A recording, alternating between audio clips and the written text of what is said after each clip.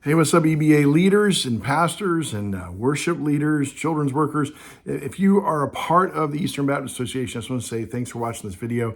And it's my prayer that we can encourage you and equip you to actually do the work of ministry better. Hey, as I was meditating, thinking about what to share with you this week, my mind drifted, ironically, to Max Headroom. Do you remember Max Headroom? If you grew up like me in the 80s, he was a really interesting figure. We thought he was a digital AI, but found out later he was just really cool video trickery. And he did the whole thing. It looked like he was having like a weird digital seizure when he was actually, they were just doing this cool, weird thing with him. Anyway, if you've never seen him, Google him.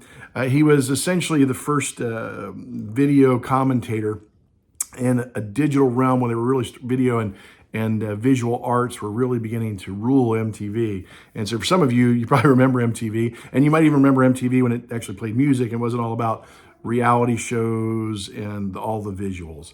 And when I think about this, the reason I think my mind drifted here or thought about this was I think about the digital age that you and I are in.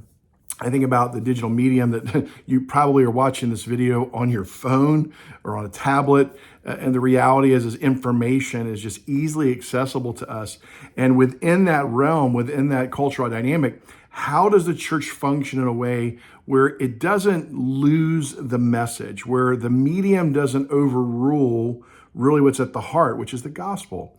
And I think that's one of the reasons why when we look at MTV, we see it failing is they lost their heart that was about music and getting music in the hands of people and letting them engage with that with their heart. And there's a parallel there to me as someone who came through the 80s of the danger, but also not being prideful regarding the medium. And so the medium is here, and how do you utilize digital medium to communicate the gospel effectively where you can still make disciples, but that the medium doesn't overrule the message or it doesn't just become about something that's cool. So I want to gather with you. One of the things that we're doing is I'm trying to do fewer gatherings this year, but make them much more poignant in training. And so this Saturday at Fruitland, thankful very much there for Scott Hook as the pastor and offering the church. We're going to gather for a luncheon. But a part of that luncheon is going to be a training. I'm going to be using some software. If you don't do presentation well yet, like you're still using PowerPoint or you're still trying to you're not even using any form of presentation, or you found that the presentation tools that are around you are just too complicated for you to figure out or your team, we're going to show you how to use Proclaim, which is part of the Logos software suite. And it actually makes things easier for you. It's cloud-based, so you can actually easily hand that off to someone in your church who has this gifting, and you can create really great presentations within the church.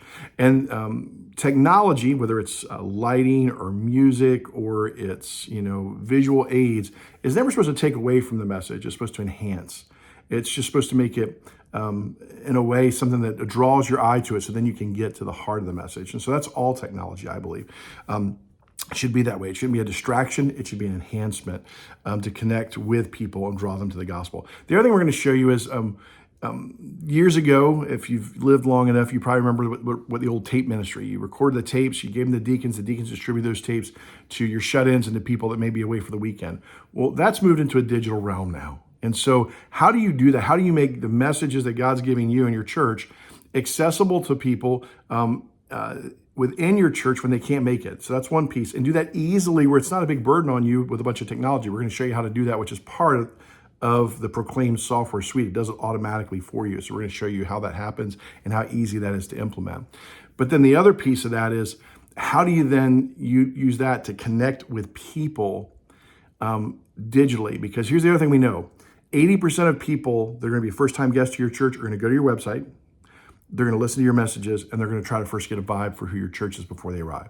So how do you do that in a way that's honest to you, but again, is not something that adds an incredible burden to your church? We're going to cover all of those topics and more when we meet in Fruitland this Saturday and have lunch. And so again, very grateful for Fruitland hosting us and for Scott Hook and his team there. So would love for you to be there. How do you get there? Hey, look down. There's a link. Please let us know you're coming so I can give Pastor Scott an accurate count of who's coming. And even if you're advanced in this, like some of you may be listening going, I've already got this figured out. Ours is a medium-sized church and a larger church. We're already doing great at this. Well, then please come because your voice matters. And you may have insight that I won't think of or insight that our team doesn't think of. And I want you to add your voice to that because you can help other churches to think through this digital component. And again, I want to make this easy, accessible, and not overwhelming for you. Hey, there's more information as you go down. Please look, you can still get into the Aspire Leadership Cohort. That's starting next week. Next Thursday, or next week is the start. You can still get into that if you'd like, and would love for you to do that. A Dream Conference is coming. Please sign up for the Dream Conference if you're looking to figure out how to do new vision for your church. This is an exceptional way to do that. And then I've got a blurb, and it'll be coming out in the email. You'll see about the Logos language training that we're going to be doing with Pastor Tad Maroon, and we'll be getting you more and more details as that evolves and as that kind of comes out. Keep hitting the Facebook and the website because we put all this information there as well. Hey, I'm praying for you. Do not hesitate to reach out to me if there's something specific you would like prayer about, or if you've got a question about anything related to ministry, or you just need to vent. I'm here for you, and I just want to be accessible to you and serve you and bless you as much as possible. Have a blessed week, Eastern Baptist Association, and I hope to have lunch with you this Saturday or have coffee with you soon. Have a blessed week.